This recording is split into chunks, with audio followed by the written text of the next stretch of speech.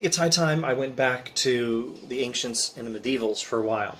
So I'm going to start with something relatively simple. I think I'm going to do a series on Epicurus and then a series on Seneca, the Stoic philosopher.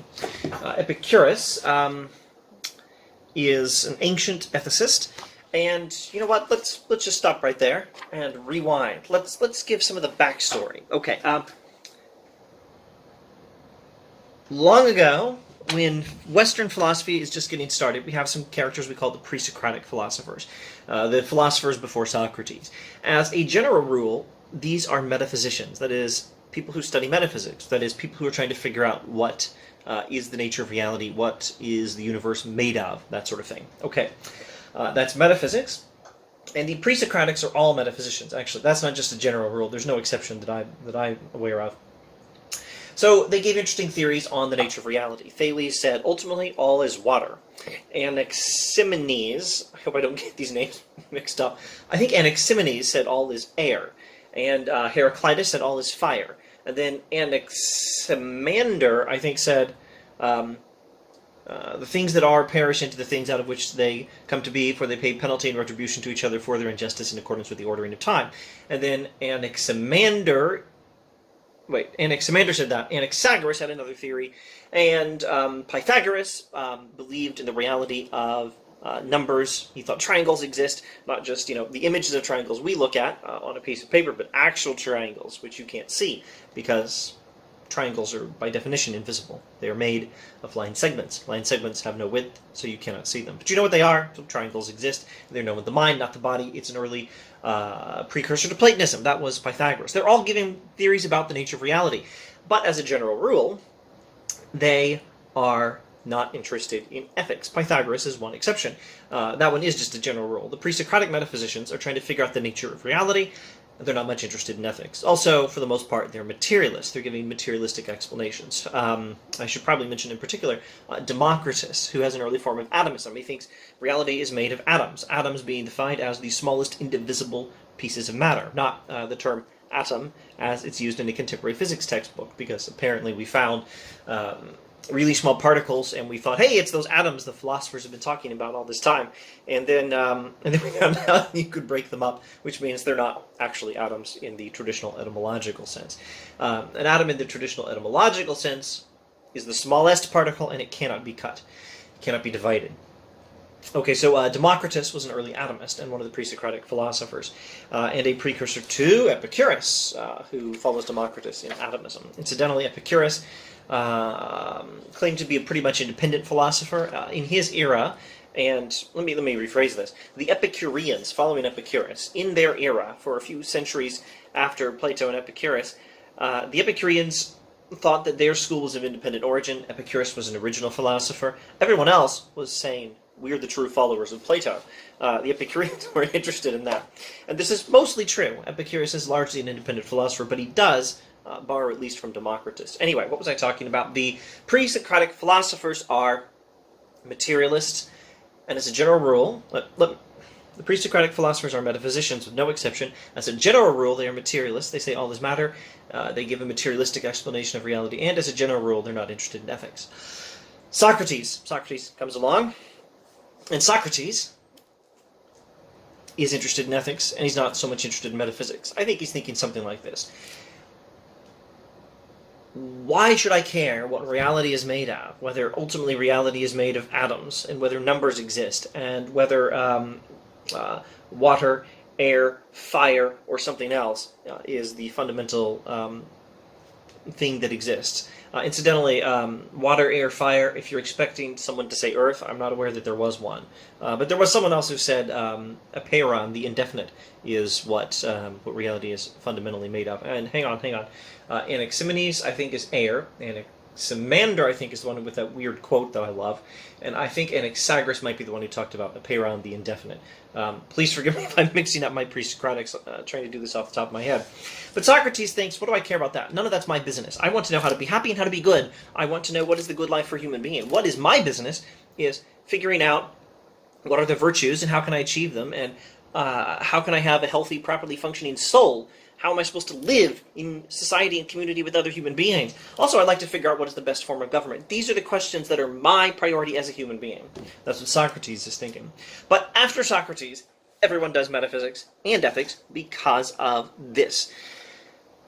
If you want to know what is the good life for a human being, you need to know what a human being is and what sort of universe that human being is living in. So you have to do some metaphysics in order to do ethics.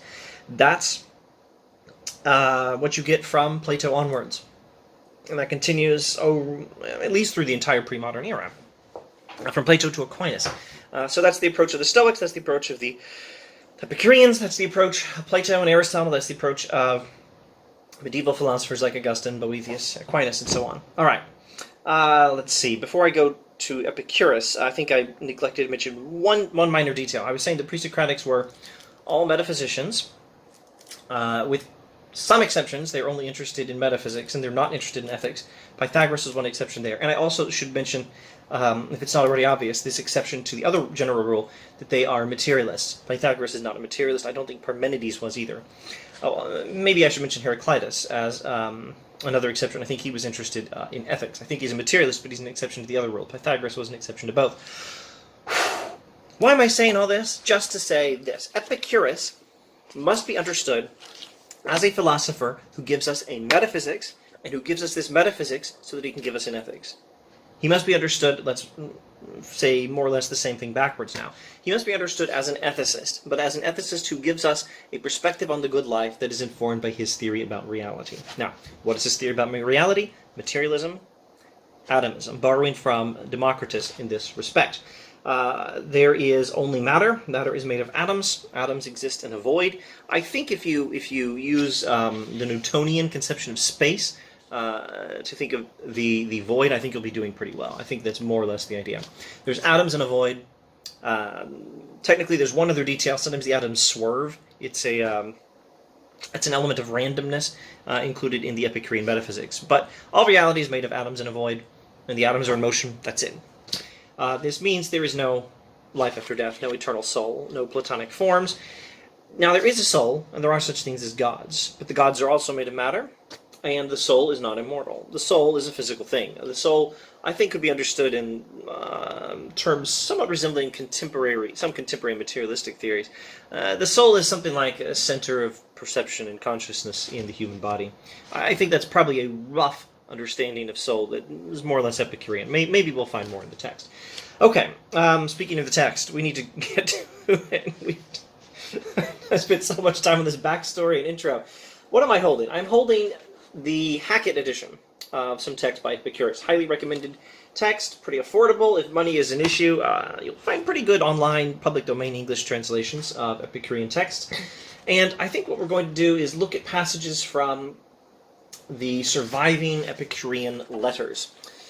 We don't have a whole lot of texts surviving from Epicurus, but we do have some texts preserved, including the letters to Pythocles, Menowecius, and Herodotus. Now, this is not Herodotus the historian. This is just another guy named Herodotus. Let's go to the letter to Herodotus. Now, the letter to Menowecius is the more direct study of ethics. The letter to Herodotus is a presentation of Epicurean metaphysics, so it's fitting that we're doing it first. Understand the metaphysics, and then follow it up with the ethics, because the ethics depends on the metaphysics. That's the pre-modern philosophical way, after Socrates, and not through Aquinas. Okay, the third one, wow, this edition here labels the third one, the letter to Pythocles, as a summary of meteorology, which is true. I think you could also classify it as a summary of metaphysics, maybe not a summary of metaphysics, an Epicurean perspective in metaphysics, but it's also about ethics. It's also about applying the Epicurean metaphysics to meteorological questions for ethical purposes. Why on earth would you need to apply a metaphysical theory to meteorological questions for ethical purposes? Quite simply, to understand that there's a materialistic explanation for things, and that you don't need to be worried about the gods. Lightning does not mean Zeus is angry at you and you need to be worried. No, it just means those atoms did one of those things they do sometimes. that's a short intro to the letter to Pythocles. So now, letter to Herodotus. After all this extensive intro, let's go to the text. Epicurus to Herodotus, greetings. For the sake of those, Herodotus, who are unable to work out with precision each and every detail of what we have written on nature, and who lack the ability to work through the longer books I have composed, hint, there's a lot of longer books by Epicurus that are no longer, alas, with us. I have myself prepared an adequate summary of the entire system to facilitate the firm memorization of the most general doctrines. Fortunately, we have a nice summary of those longer books, in order that at each and every opportunity they may be able to help themselves in the most important issues to the degree that they retain their grasp on the study of nature. So it's important to hold fast to the main points, review them, and be able to apply them when necessary. Even those well advanced in the examination of the universe must recall the outline of the entire system, and this outline is structured according to basic principles, where we frequently need the overall application, but not so often the detailed application. Now, what are the major points? We'll probably save that to the next video. Let's just wrap up Epicurus' introduction to his own letter to Herodotus. Since this kind of method is useful to all those who are concerned with the study of nature, I recommend constant activity in the study of nature. And with this sort of activity, more than any other, I bring calm to my life. That is why I have composed for you this type of summary statement of the basic principles of the entire set of doctrines. Note that we're going to get a summary of Epicurean theory of reality, of his metaphysics. But the whole point is ethical. The point is to understand a theory of reality that brings about calm, that brings peace, that brings tranquility.